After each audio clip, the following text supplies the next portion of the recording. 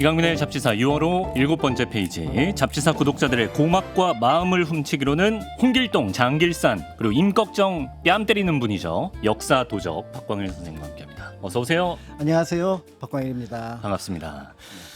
지난 시간 저희가 사또에 대해 알아봤는데요. 오늘은 이 사또들이 그렇게 잡고 싶어했던 한 인물에 대해서 알아볼까 합니다. 바로 조선을 떠들썩하게 만든 도적이죠. 임꺽정인데요. 저도 어렸을 때 임꺽정, 장길산 이런 드라마들을 진짜 좋아했어가지고 그렇죠. 제 머릿속에 임꺽정은 아직도 그 정흥채 배우. 그분 진짜 임꺽정 같아요. 그렇죠. 임꺽정을 못 네. 봤는데도 임꺽정 같아요. 골격이나 이런 게. 그래서 그런 추억이 있는데 일단 이게 많이들 좀 궁금하실 것 같습니다. 임꺽정은 가상의 인물입니까? 실존 인물입니까? 그러니까 역사 공부할 때 보면은 이 사람이 실제 인물이라고 생각했지만 가상의 인물 또는 이름인 경우도 있잖아요. 대표적으로 안시성주 양만춘.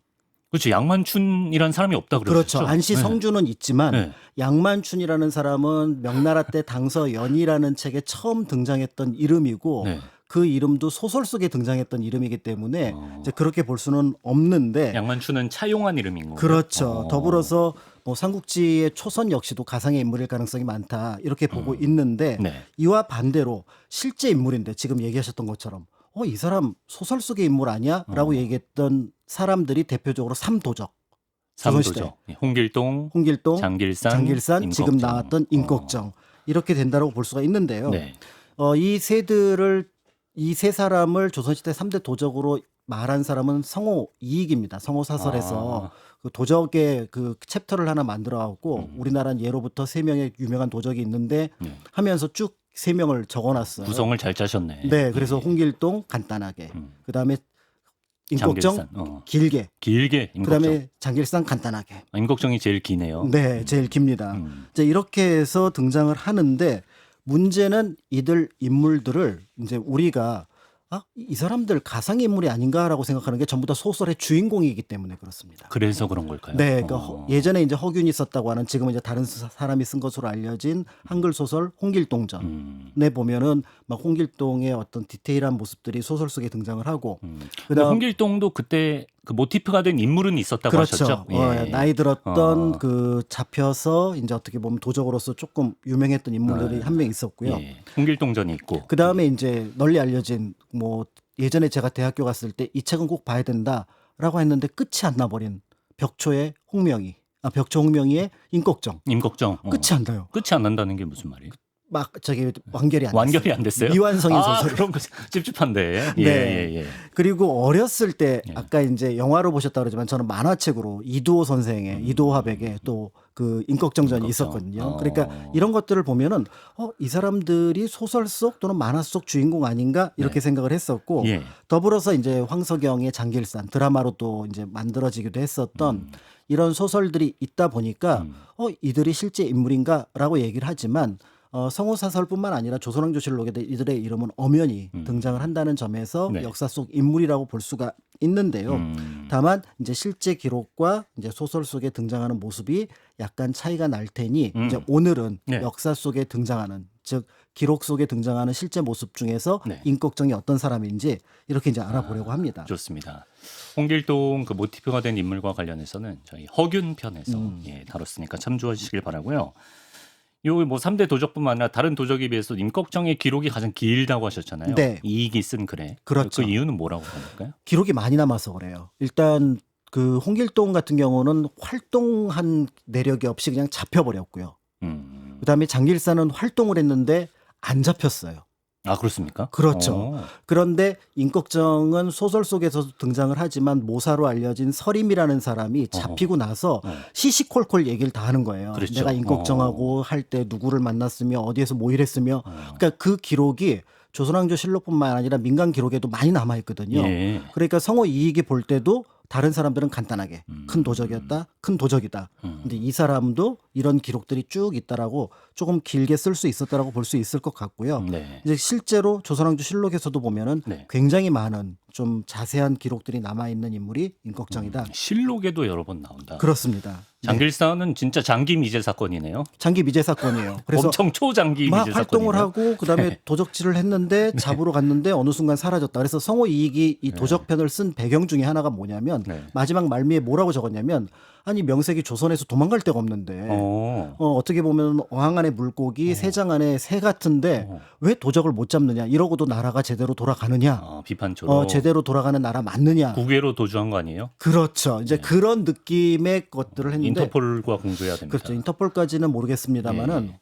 아무튼 그 이익이 썼던 이유는 이 세 명의 도적을 높이기 위해서가 아니라 그 도적을 비판하고 나라를 그들을 비판하기. 그들을 잡지 못한 나라들, 나라의 어떤 상황들을 비판하려고 했겠다 이렇게 볼 수가 있습니다. 좋습니다. 그럼 임꺽정에 대해서 본격적으로 알아보도록 하겠습니다. 실록에도 기록이 자주 등장한다고 하셨는데 시대가 언제입니까?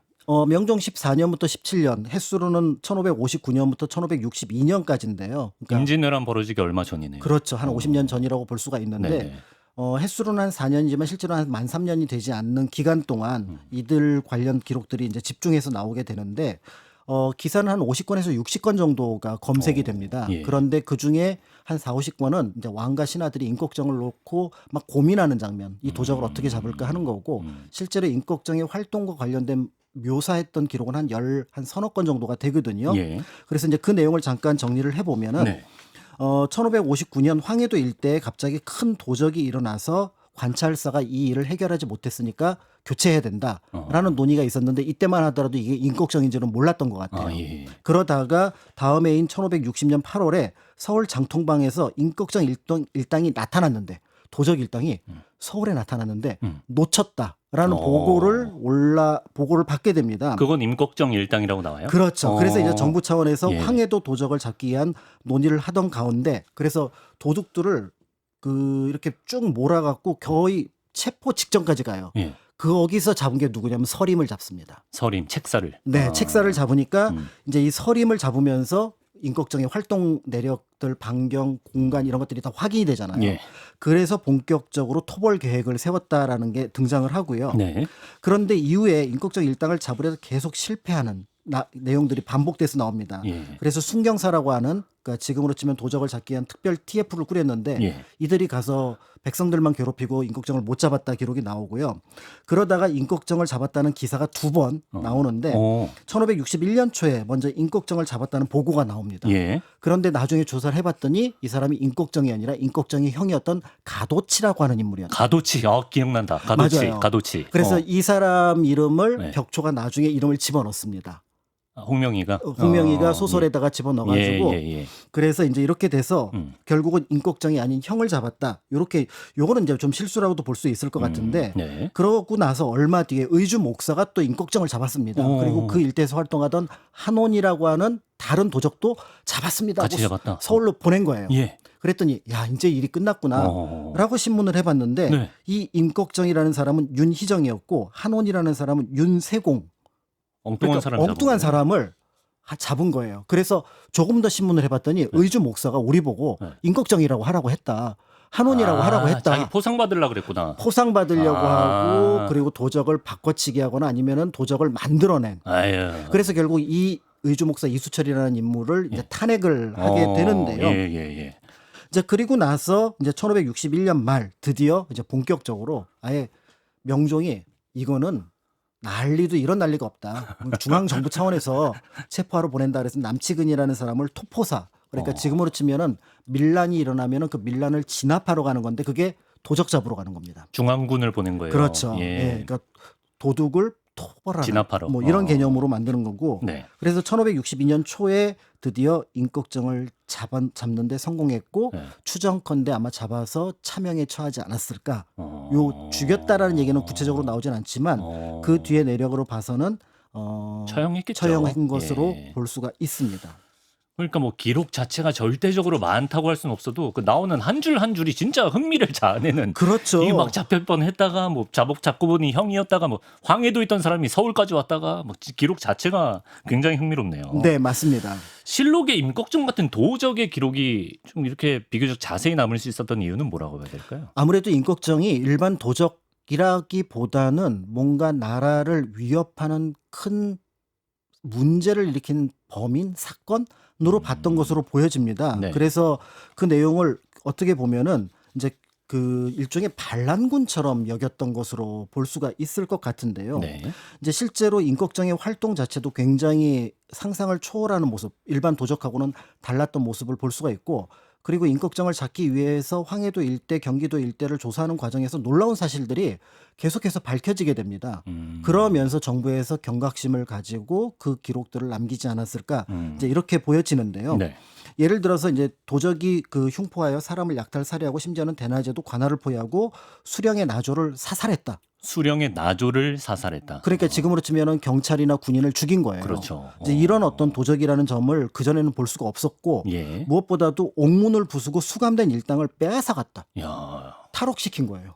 그렇죠. 그러니까 수십 명이 와가지고 네. 우다다다 해가지고 그냥 그 감옥을 부수고 자기 잡혀있던 사람들을 데려갔는데 여자 몇 명만 못 데려가고 그런 일이 벌어지게 전혀 되고요. 통제가 안 되네. 심지어는 한양에 잠입해서 활동하기도 해서 나중에 서림이라는 인물도 사실은 한양에서 잡혔었거든요. 아, 예. 엄가이라는 인물로 변장을 했다가. 어. 그러니까 이제 이런 것들이 중앙 조정에서 볼 때는 뭐야 그럼 얘네들이 마음만 먹으면 궁궐도 들어올 수 있는 거 아니야? 그렇죠. 라는 경각심을 가졌을 가능성이 있고요. 예. 더 나아가서 한양 장통방에 나와서 도적들이 관군과 맞서서 시가전을 합니다. 장통방이 거기 청계천 있는 지금 데라고 광교 하더라고요. 일대. 광교. 네. 아, 그러니까 예. 경복궁에서 진짜 코앞까지 왔네. 얼마 멀지 않은 네, 곳에서 네. 시가전을 벌인 거예요. 시가전을 벌였다. 여기에 이제 군졸들이 오히려 먼저 도망을 가버리는 사건이 일어나게 되니까 예, 예. 이거를 그냥 도적으로 봐야 되나? 이제 이런 어떤 뭔가 심각한 위기감을 느꼈을 것으로 보여지고요. 꽤좀 중무장했을 것 같은데요. 그렇습니다. 무리가. 그리고 이제 서림한테 물어봅니다. 네. 니네들 도대체 뭐 하려고 했었니? 그랬더니 우리가 옛날 봉상군수, 새 봉상군수를 죽이려고 했거든. 이라고 자백을 해요. 네. 그러니까 지금으로 치면은 왕이 보낸 사또를 네. 죽이려고 한 겁니다. 어, 그러니까 이거는 바로 역모로 그렇죠. 처단당하는 일이 되거든요. 예. 그 1년 동안 전국을 휩쓸었던 동학농민혁명 때도 네. 수령이 한 명도 죽지 않았어요. 아, 엄청난 일인 왜냐하면 거죠. 수령을 죽인다라는 거는 왕과 맞선다라는 생각을 가지고 있었기 때문에 예. 정말 억울한 일이 있어도 네. 수령을 잡아 가둘지언정 죽이진 않았습니다. 진짜로 만약에 봉산군수를 죽였다면 이거는 한 어마어마하게- 단계 더 격상된 사건이 되는 그렇죠. 거죠. 예. 그러니까 말 그대로 이제 실제 반란 상황이 되는 건데 예. 그러니까 여기에 대해서 이제 명종은 지금 도적이 세력이 성하며 적국과 같다. 여기가 지금 적에게 포위된 그러니까 적들이 차지하고 있는 그런 영역이라고 봤던 거죠. 그러면 탈환을 해야 되는 거예요. 예. 이제 이렇게 해서 몇 도의 백성들을 그러니까 황해도 경기도의 몇 도의 백성들을 도적에게 다 넘길 수 없지 않느냐. 이런 내용들이 여기에 등장을 합니다. 예. 결국 이제 앞에서 말씀드렸던 것처럼 임꺽정 세력을 반란으로 인식하고 이제 토벌할 군대를 이제 보냈어요. 황해도에 보냈다. 예. 이렇게 볼 수가 있고 네. 결국 이제 남치근이 중심이 돼서 구월산 일대에서 임꺽정 세력을 소탕을 하게 되는데 이때 이제 임꺽정이 또 탈출하게 되니까 황해도 일대 집을 하나하나 샅샅이 다 뒤집니다. 예. 다 뒤졌는데 예. 그때 이제 한 집에 임꺽정이 숨어들었나 봐요. 네. 그러니까 군사들이 막 달려와서 수색을 하니까 네. 어떤 그 집안에 있었던 할머니 보고 시킵니다. 임꺽정이 뭐라고요? 협박을 했겠죠. 어떻게요? 저기 임꺽정 간다 뭐 이렇게 소리를 지르고 하고 예. 예. 하고 사람들이 시선이 딱 쏠린 틈을 타서 네. 그리고 군사들 뒤에 숨어요. 잡으러 군사 사이에 숨어요? 네, 그리고 어. 군사인 척합니다.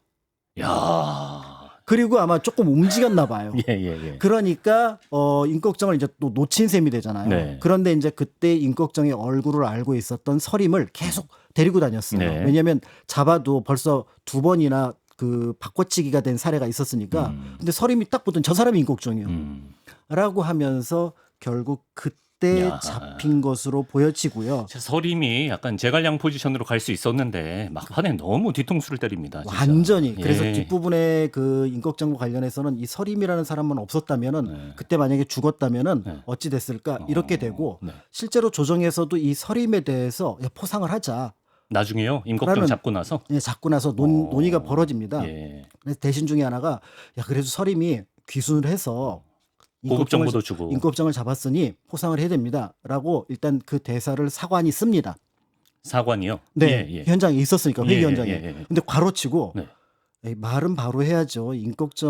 서림은 귀순한 게 아니라 체포가 됐다고요. 사관이 각주를 자체적으로 각주를 달았어요. 아까 제가 말씀드렸잖아요. 서림은 잘 기순한 건 사실 아님. 귀순 아님, 예. 잡힌 거임, 체포임. 포로임. 이제 이렇게 해서 어. 결국은 이제 했지만 논의 속에서는 이제 그런 얘기가 나올 정도로 서림의 야. 공이 컸다라고 해서 네. 그런데 이제 또 한편으로는 이 도적을 어떻게 믿습니까? 네. 한때 도적이었는데 그렇죠. 이제 네. 그렇게 해가지고 어떻게 결국은 포도청 안에서 근무하도록 한다. 서림이 나중에 포도청에서 근무를 네, 했어요. 근무하도록 하는데 그게 네. 특별하게 혜택을 준 것처럼 보이기도 하지만 포도청 안에는 감시하는 눈들이 많잖아요. 포졸들. 그러니까 일종의 우리 그 범죄 영화들 보면은 약간 이제 그 참여는 하고 있지만 계속해서 야 너 불어봐 너 저기 얘기해 하면서 일종의 뭐 소식을 알려주는 그런 존재로서 네. 포도청 안에 두지 않았을까. 약간 이렇게 감시당하면서. 해서 그래서 감시도 하고 공도 인정하는 것으로 정리를 한 것으로 나오는데 이 기록이 모두 실록에 있는 기록입니다. 실록에 있는 기록이다. 네, 명종실록에. 명종실록에. 사실 잡지사에서 조선 명종 거의 처음 나온 것 같은데 이제는 명종하면 임꺽정이 활개쳤던 그 시대의 왕이구나. 그렇습니다. 생각할 수 있을 것 같아요. 네. 한편으로 임꺽정이 이렇게 활개를 칠 수 있었던 거를 당시 조선의 상황과 연관지어 보는 시각도 있다면서요. 맞습니다. 임꺽정이 횟수로 3년 또는 이제 그 전체 기간으로 그러니까 연도로 치면은 4년 정도를 활동을 하다가 잡혔는데 그런 면에서 볼 때 이 임꺽정하고 호응하는 사람들이 굉장히 많았다라는 점이 있습니다. 일단 백성들이 굉장히 살기 어려워서 도적으로 들어갔을 가능성도 있고요.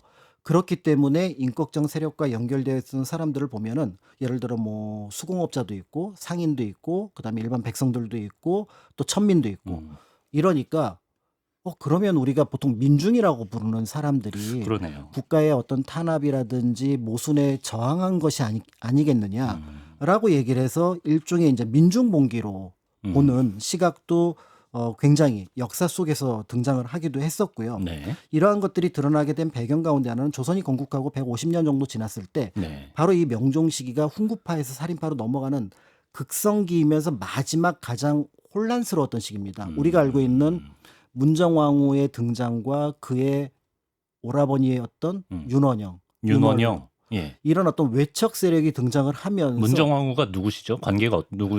명종의 친엄마, 명종의 친어머니 예. 윤명선이죠. 네. 그리고 인종의 양어머니가 되는 분이죠. 네네네네. 그래서 인종이 효도를 하겠다고 일찍 어떻게 보면은 네. 돌아가시는 바람에 그래서 그 동생이었던 명종이 네. 이제 왕이 올라가는데 명종이 왕이 올라가는 건 전부 내 덕분이다. 그러니까 내가 명종 대신 정치를 좀 하겠다라고 해서 조선 시대에 보면은 굉장히 영향력이 컸던 네. 왕비로 알려져 있는 분이고 명종은 어렸었나 보네요. 즉위할 때. 어리기도 했지만 성인이 돼서도 계속해서 아, 그래요. 한 10년 동안을. 예. 그러니까 이 문정왕후의 통치 속에서 외척 세력이 바로하고 훈구 세력이 다시 등장을 하니까 네. 이 시기의 정치가 굉장히 혼란스러웠거든요. 아하. 그러면 그 혼란스러움은 결국은 백성들을 어렵게 만드니 그 민중들이 거기에 대해서 저항한 거다. 이제 이렇게 보기도 했었던 부분들이 있습니다. 예. 혼란스러웠던 정치 상황 속에서 백성들의 삶이 좀 피폐해졌을 거라고 보는 시각인데 그럼 구체적으로 백성들이 가장 힘들게 했던 건 뭐였습니까? 탐관오리인가요? 일단은 처음에는 탐관오리 뭐 이렇게 볼 수도 있을 것 같아요. 네. 그런데 이제 국가 기강의 문란 그다음에 황해도가 가지고 있었던 문제점 이런 것들이 복합적으로 작용을 했다라고 볼 수가 있을 것 같은데요. 네. 일단 나라가 건국하고 한 150년 정도 되니까 국가 기강이 문란해지고 중앙 정치가 흔들리면은 지방이 흔들리는 거는 당연한 일이기 때문에 네네. 그래서 이제 그런 문제들이 하나 발생했을 걸로 보기도 하고 율곡 이이 같은 경우는 이 시기가 이제 명나라 사신들이 왔다 갔다 할 때 황해도가 그 접대를 맡아야 되는데 그러려면 사또들이 여기저기서 세금을 더 걷어야 되거든요. 그러면은 사또가 걷는 세금이라는 거는 결국 백성들의 고혈이 되잖아요. 아니 그거를 중앙에서 지원해 줘야 되는 거 아니에요? 지원하는 게 한계가 있어요. 그래서 평안도 황해도 일대 특히 평안도는 그래도 세금을 면제를 해줬어요. 예. 잉유라고 해서. 예. 그런데 황해도는 그런 게 없이 세금도 바쳐야 되고 또 접대도 해야 되니까 백성들이 어렵다. 이중고네요. 여기까지가 이제 보통 알려진 건데 여기에 더해서 사실은 네. 내수사라고 하는 네. 국왕의 재산을 관리하던 관청이 영향을 끼쳤을 거다라고 보는 것이 지금은 조금 더 큰 편이라고 볼 수가 있습니다. 국왕의 재산을 관리하던 내수사. 그렇습니다. 예. 보통 우리가 조선 정부의 재정하면은 크게 공공 재정이 있고 예. 그러니까 이제 호조가 어. 맡아서 하는 재정이 있죠. 뒤에는 나중에 뭐 상평창이든 선해청이든 하지만 기본적으로 그건 국가가 운영하는 재정 목록 안에 들어가잖아요. 예. 근데 왕의 개인 재산이 있을 거 아니에요. 어. 이 왕의 개인 재산을 관리하는 관청이 내수사입니다. 왕은 재산이 어디서 나나요? 그러니까 그 왕의 개인 재산이 어디서 나는지를 네. 처음에 추적을 해봤더니 태조 이성계가 함흥 쪽에 가지고 있었던 것, 그다음에 태종이 예를 들어 사병을 가지고 있으면서 또 자신이 운영하던 것, 그다음에 고려 왕실에서 받은 것, 이런 것들을 해 보니까 그게 분량이 굉장히 큰 거죠. 그러면은 언뜻 생각할 때 예. 호조의 재정은 판서가 담당을 하는데 이 사람은 일반 관리잖아요. 예. 굉장히 똑똑한. 네. 그러면 내수사의 그 관리는 누구한테 맡길까? 그러게요. 국왕의 재산인데. 내시가 맡습니다. 아, 그걸 내시가 합니까? 예, 형식적으로는 그 관료 중에서 높은 사람이 담당을 하는 걸로 돼 있지만 이거는 형식적일 거고 네. 실질 관리는 내시가 합니다. 그럼 건드릴 수가 없는 거예요. 그러네요. 그런데 더 나가서 이 내수사에서 나중에 어떤 일을 하게 되냐면은 고리대금업을 해요. 쌀을 내수사에서? 빌려주고 예. 그러니까 이자를 받는 장리라고 하는 네. 고리대금업을 하니까 네. 이제 사람들이 볼 때 아니 임금이 모두의 아버지지. 그렇지. 뭐 대군의 아버지만은 아니잖아요. 어. 그다음에 공주 옹주의 아버님만은 아니잖아요. 아니죠. 백성의 그러니까 아버지죠. 성리학의 어떤 영향들이 계속 깊어지면서 사대부들이나 그들이 중심됐던 관료들이 볼 때는 네. 이거 합쳐야 됩니다. 내수사 폐지해야 됩니다. 그렇죠. 거의 뭐 약간 제3금융처럼 하면 어떻게? 그러니까요. 그러니까 국왕론 이런 이렇게 느낌으로. 폐지해야 예. 되는데 심지어는 여기서 장리라고 하는 어떻게 보면은 고리대금업을 하면서 백성들을 괴롭히고 있으니까 예. 이제 이거를 관료들이 계속해서 공격을 합니다. 어. 공격을 하는데 문제는 처음에 이렇게 만들었던 것들을 처음에 내수 별자라는 걸 뒀다가 세종 때 내수소를 뒀다가 경국대전에 세조 때 만들었던 내수사라는 이름이 그대로 들어가 버리면서 국가 공공기관이 돼버리는 거예요. 아, 그래요? 네. 예. 그러니까 이거는 건들 수가 없는 거네. 이제 이렇게 판단이 돼서 그래요? 그래서 이제 관리들로 볼 때는 이 부분을 네. 일단은 그럼 장리는 없애는 게 필요하지 않겠느냐라고 공격을 하고요. 고리대금업? 네, 고리대금업을. 예. 그거 그리고 없애고. 더 예. 나아가서 예. 이거 사적 영역인데 공적 영역으로 넘기십시오라고 예. 얘기를 하는데 네. 이 부분에 대해서 이제 역대 왕들이 어떻게 나오나요? 별로 원치 왜? 않겠죠. 예. 그거를 왜 그래야 되지? 라고 하면서 네. 결국은 내수사가 계속해서 유지되고 오히려 그 권력 그다음에 그 부가 네. 강화되는 아. 그런 현상이 나타났는데 이것도 이 임꺽정과 관련한 것에 영향을 끼치지 않았을까 이제 이렇게 보여지는 거죠. 백성들을 좀 힘들게 한 요소였을 것이다. 네네네. 대표적으로 이제 명종 다음인 선조 같은 경우도 그 내수사를 공적 영역으로 가는 걸 반대했다고 하던데요. 심지어는 전쟁 때 그렇죠. 전쟁인데. 저쪽에 내수사가 관리하고 있는 저 땅, 네. 그다음에 거기 있는 노비 좀 군인으로 좀 데려다 쓰면 안 되고 그 땅에서 하는 소출, 군량미로 좀 쓰면 안 됩니까? 이렇게 얘기를 하는데 선조가 내수사는 건드리면 안 되지. 진짜. 좋게 볼래야 좋게 볼 수가 없어. 선조는 진짜. 도망가지 간 주제. 실제로 그래서 그런 예. 요구들을 다 거부를 해요. 전쟁 중인데도. 그러니까 야. 전쟁이라는 어떻게 보면은 위기의 상황에서도 내수사의 재산을 관료들이 건드리는 것을 국왕이 반대했다면 평시에 어땠을까라는 그러네요. 것들은 짐작해 볼 수 있을 것 같고요. 전쟁 중인데 이거 내 재산인데? 약간 이러는 거잖아요, 지금. 그렇죠. 예, 그렇죠. 건들지 마. 그러면서 결국은 이제 관료들하고 그 왕실하고 합의를 어떻게 보냐면은 그러면 우리가 고리대금업은 안 할게. 라고 하지만 네. 내수사는 그 성격상 그러니까 일종의 재단이 돼버린 거잖아요. 예. 파운데이션이 되면 계속해서 이자를 늘려나가거나 수익 사업을 계속 해야 돼요. 그러면서 이 내수사가 이제 문제를 발생시킬 가능성은 충분히 있겠다 이렇게 보는데 네. 문제는 이게 명종 때 네. 굉장히 규모가 커지고 확대가 되고 이 내수사를 총괄하는 사람이 누가 되냐면 네. 문정왕후가 됩니다. 문정왕후가. 네.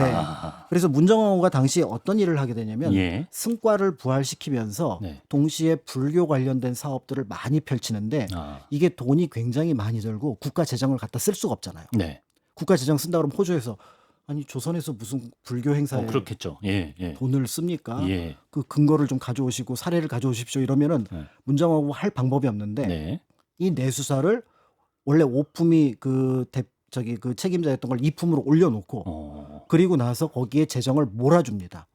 몰아주면서 이 규모를 키우게 되니까 내수사가 힘이 훨씬 더 강해지는 강해졌어요. 거예요. 예. 그래서 왕실 재정 업무를 넘어서서 군사도 일정하게 갖게 되고 일정하게 자기네끼리 사적인 재판도 하는 네. 즉 사법기구로서의 모습도 가지게 됐는데 근데 뭐 구체적으로 좀 예를 들어주셔도 좋고 이 내수사의 힘이 강해진 게 백성들의 삶을 어떻게 위협하는 건가요? 그렇죠. 예. 이제 이런 상황에서 내수사가 이제 수익 사업, 수익 모델들을 쭉 살펴볼 거 아니에요. 예. 그런데 애매하게 빈틈이 보이는 공간들에 이제 내수사가 침투하기 시작하는 거예요. 가령 이제 황해도의 갈대 사업. 황해도의 갈대 사업? 갈대 사업? 그러니까 가만히 백성들이 보니까 황해도 백성들이 네.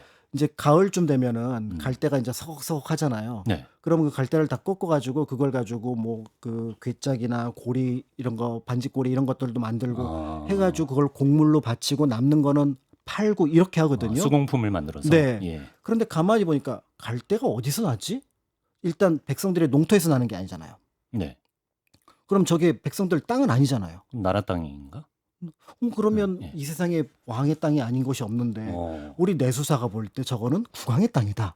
그렇게 봐요? 네, 이렇게 이제 판단을 하고 예. 그래서 그 지역 백성들을 관할하는 수령에게 통보를 합니다. 예. 뭐라고 얘기를 하냐면 그 지역에서 나는 갈대는 이제부터 만약에 쓰고 뭔가 물건을 만들면 우리한테 세금을 내라.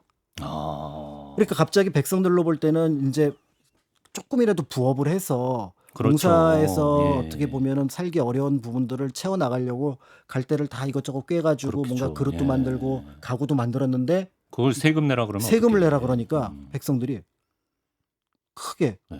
그럼 우리가 이거를 세금을 내면서까지 해야 되나? 어. 근데 그렇지 않으면 또 먹고 살기가 힘들고. 힘드니까. 어. 그러니까 이제 이 부분에 네. 이제 백성들의 불만이 굉장히 커지게 되면 네. 이제 자연스럽게 그 갈대로 무언가를 만드는 사람뿐만 아니라 그 지역 민심이 네. 동요를 하게 될 거고 이때 여기에 누군가 큰 도적이 나타나서 그러면 이 부조리함에 대한 것들의 틈을 벌려놓는다라고 하면 나도 거기에 그러면 동참을 할까? 가담할래. 나도 지금 부조리함을 국가로부터 받았는데 그럼 도적질쯤이야? 어때? 그렇지. 라는 생각을 거꾸로 할 가능성이 생겼고 이제 그런 것들이 임꺽정 난에 영향을 끼쳤다. 그러면 저기 보고 있습니다. 황해도에 있던 임꺽정도 그런 갈대로 수공품을 만들던 사람인가요? 그랬다고 보기도 하는데요. 예. 문제는 이 사람이 출신이 양주 출신의 백정이라고만 나와 있습니다. 백정은 소 잡는 사람이잖아요. 그렇죠. 보통은 예. 이제 소 잡는 사람으로 알려져 있지만 네. 또 한편으로 고리백정이라 그래서 예. 그 반지꼬리 같은 것들을 그다음에 어떤 바구니 같은 것들을 만드는 사람도 백정이거든요. 고리백정. 네, 그래서 이 고리백정과 연결되어 가능성도 있고 네. 그렇지 않다고 하더라도 그들의 처지를 잘 알고 있었기 잘 알고 때문에 있고. 그들을 포섭해서 자신의 세력, 즉 도적으로 만드는 것이 네. 충분히 가능했겠다 이렇게 보여졌을 것 같고요. 예. 이제 이러면서 어떻게 보면은 우리가 알고 있는 임꺽정 세력들이 커지지 않았을까? 그럼 이렇게 보고 있습니다. 국가의 그 부조리함의 환멸을 느껴서 임꺽정 같은 도적에 가담하는 백성이 많았다면 혹시 그게 나중에 나라에서 임꺽정을 잡으려고 했을 때 좀 나라를 따돌리는 데 도움이 될 수도 있었을까요? 그렇죠. 그러니까 지금은 우리가 어떤 도적을 잡는다 그러면 국가 차원에서 정보를 쭉 확인한 다음에 어디로 움직이고 그다음에 누가 동조 세력이고 이런 것들을 확인을 하잖아요. 네. 그런데 국가에서 그걸 확인하러 갔는데 임꺽정 어디서 나타났어요? 했더니 3일 전에 북쪽으로 갔는데 하고 완전 남쪽으로 간 것과 반대로 얘기를 해준다거나 이러면은 도와줬네요. 완전히 그 토벌대가 볼 때는 그 허위 제보. 허위 제보로 인해서 제 역할을 하지 못하게 네, 되고요. 네. 더 나아가서 관에서 이제 잡으려고 하면은 그 관하에 있는 그 정보를 잘 알고 있는 인물이 아전들이거든요. 네, 네. 이 아전들이 또 임꺽정하고 결탁을 한 거예요. 그렇습니까? 네. 그러니까 결국 관아의 수령이 아무리 이제 자신이 뭔가 군대를 동원해서 도둑을 잡으려고 해도 그 밑에 아전들이 임꺽정한테 미리 연락을 하거나 예. 아니면 지금 군사가 없으니까 여기를 쳐라. 예. 그러면은 파옥도 가능한 거고 감옥을 부수는 것도 가능한 거고 때에 따라서는 군수를 죽이는 것도 가능한 상황이 벌어지게 되니까 네. 실제로 당시의 기록이 보면은 관서 평안도 일대까지 도둑들에게 정보가 모두 아전들과 백성들을 통해서 흘러갔다라고 얘기를 해서 그래서 임꺽정 일당은 도대체 뭘까? 네. 우리가 왜 잡을 수 없을까를 어떻게 사관이 표현을 했냐면은 예. 이들은 모이면 도적이 되고 흩어지면 백성이 되어 출몰이 무상하여 잡을 수가 없었다. 모이면 도적, 흩어지면 백성이 된다. 그러니까 이제 사실상 구분이 어렵다는 말이 되는 구분이 거죠. 어려운 예, 거죠. 백성들이 그러면- 언제든 도적이 될 수 있는. 네, 그런데 그게 명확해야 잡는데 서로 다 결탁되어 있으니까 항해도 평화도 일대에 백성들이며 아전들이 결탁돼 있으니까 또 수공업자들이 결탁돼 있으니까 어떻게 잡지? 잡기가 그래서 어렵다. 처음에 1, 2년 동안 임꺽정을 잡는데 어려움을 겪었던 이유가 여기에 있었구나. 이렇게 볼 수가 있을 것 같습니다. 그럼 관련해서 중요한 질문을 드려야 될 것 같은데 임꺽정을 우리가 의적이라는 이미지로 많이 알고 있는데 그렇죠. 이런 뭐 백성이나 아전들의 도움을 받았다는 기록 때문에 그런 게 생겼을 수도 있을 것 같기도 하고 네. 어떻게 보십니까? 의적이라고 봐야 되나요? 결과를 먼저 말씀드리면 네. 결론을 먼저 말씀드리면 네. 의적은 아니었던 것 같아요. 아니었던 것 맞습니다. 같다. 네, 아닙니다. 아닙니다. 의적은 아닙니다. 아닙니다. 예. 벽정 홍명희도 임꺽정과 관련해서 이 사람이 계급 모순에 또는 신분 모순에 저항했던 인물이라는 점에서 큰 관심을 갖고 네. 소설을 쓰기로 시작했던 것 같아요. 민간에 전해지는 문헌 자료들이 있었기 때문에 그걸 바탕으로 썼던 것으로 보여지는데 네. 문제는 이제 실록에 남아있는 기록들입니다. 앞에 실록이 분명히 뒤에 선조 때 사관이 있었음에도 불구하고 네. 그 도적들에 대해서 굉장히 우호적임에도 불구하고 예. 예를 들어 앞에서 말씀드렸던 것처럼 모이면 도적이 되고 흩어지면 백성이 된다. 이 얘기는 왕이 들으면 뒤로 넘어갈 그런 그렇죠. 얘기잖아요. 예. 근데 그거를 그냥 거기다 써놨단 현실을 말이에요. 쓴 거예요. 네. 예. 그런데 임꺽정과 그 일당이 해놓은 내용들을 정리해서 보면은 네. 예를 들어서 구체적인 살인, 약탈 등의 기록이 굉장히 많고 잔인합니다.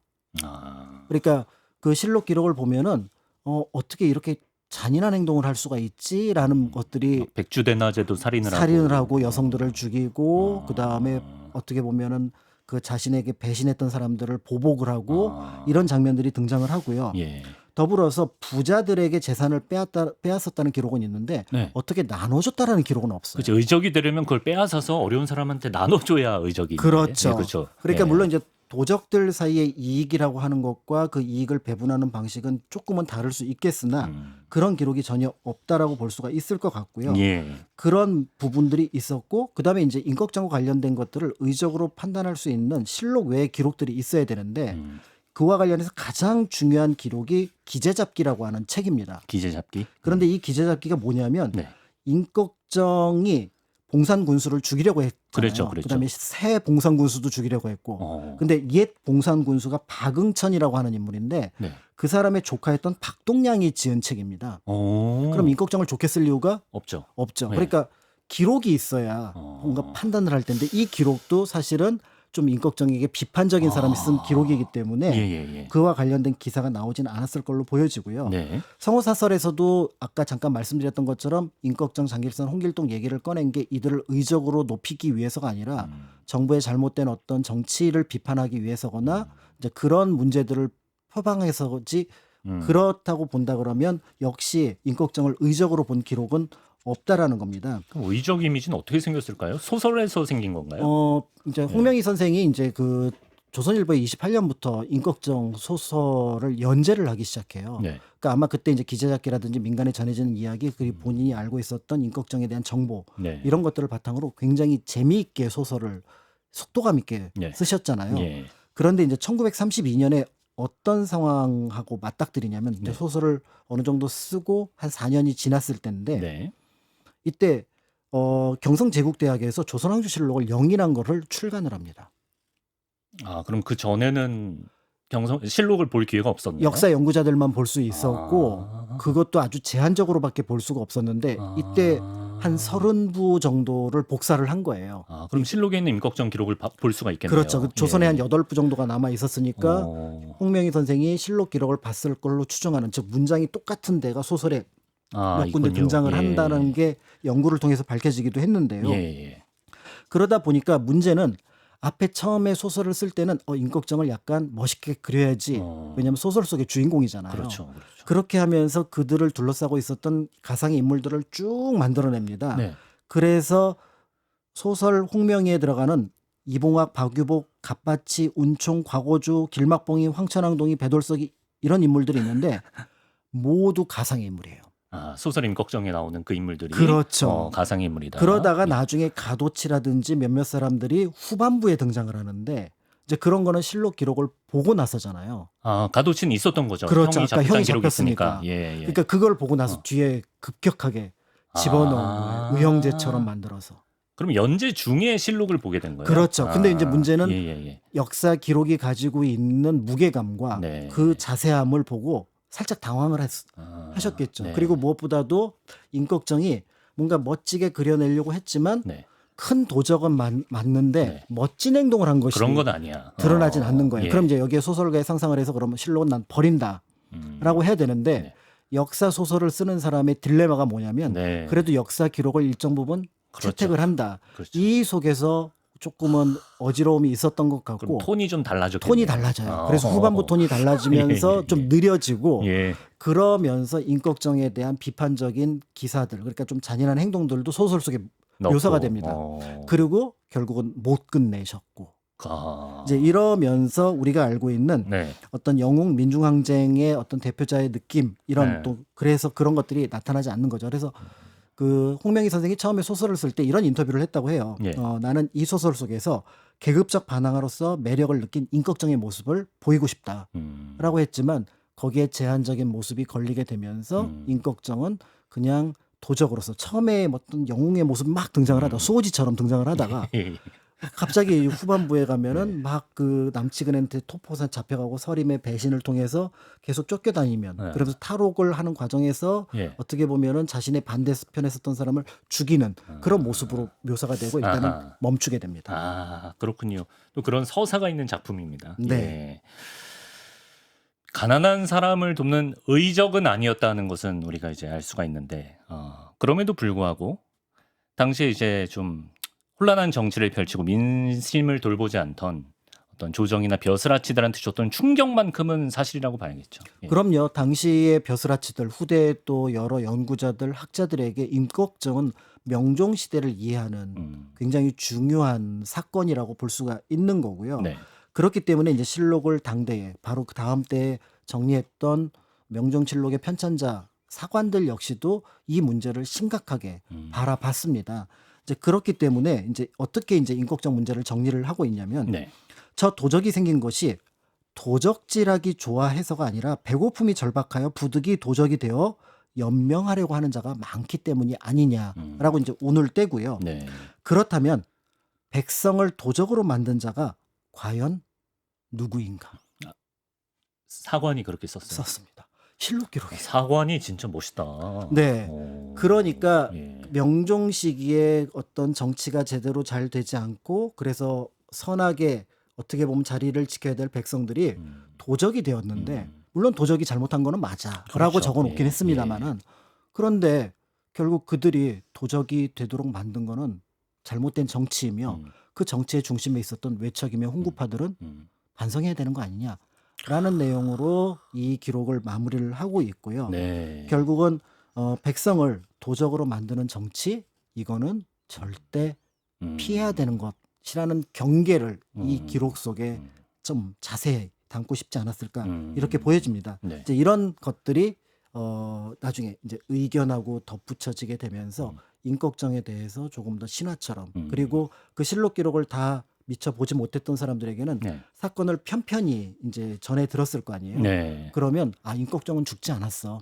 아, 어디론가 그렇게까지. 사라졌을 거야. 그리고 그는 의적이었어. 우리를 도와주려고 했어. 그러니까 시대의 모순에 어쨌든 큰 들고 일어난 거니까. 상황을 보여주는 인물이었기 때문에 그런 면에서 이제 다양한 시선들이 존재하고 그 중에 하나를 이제 소설로 또 잡아서 이제 표현을 하려고 하는 과정 속에서 네. 우리에겐 다양한 이미지의 임꺽정이 남지 않았나 이렇게 보여집니다. 의적은 아니었지만 그 위정자들을 막 골탕 먹이고 속 태우고 이런 모습만 봐도 네. 어려운 시대를 살던 사람들한테는 뭔가 좀 쾌감을 줬을 것 같기도 맞습니다. 하고. 예, 그런 그렇습니다. 부분들이 있었을 겁니다. 예.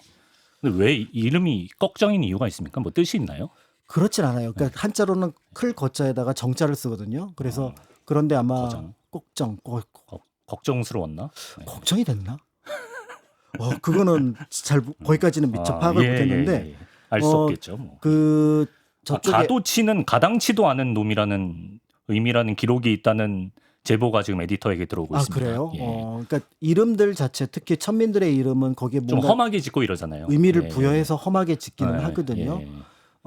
그래서 이제 임꺽정이 사라지고 나서 예. 이제 그게 임진강 영역에서 고기가 잡히기 시작했대요. 근데 그래서 그 고기가 야 너 혹시 임꺽정이 변한 물고기 아니니? 해서 꺽지라고 아, 정말요? 부르는 물고기가 있어요. 꺽지는 들어봤지. 네. 그 유래가 있구나. 네, 그 꺽지의 유래가 임꺽정하고 관련이 있거든요. 예, 예. 그러니까 일반 백성들 마음속에는 임꺽정은 죽지 않았어. 경기도 양주에 가면 그 불곡산인가 거기 임꺽정 봉도 있습니다. 그렇죠. 예. 이제 그런 것들이 아마 임꺽정은 또 다른 살아있다. 방식으로 예. 해석하고 예. 또 그 의미가 전달되었을 것으로 볼 수가 있을 것 같습니다. 예. 조선 명종 때를 뒤흔들었던 도적 임꺽정 의 활동을 통해서 당시 조정이 얼마나 혼란스러웠는지를 알 수 있었던 회차였습니다. 박광일 선생님 말씀 고맙습니다. 감사합니다.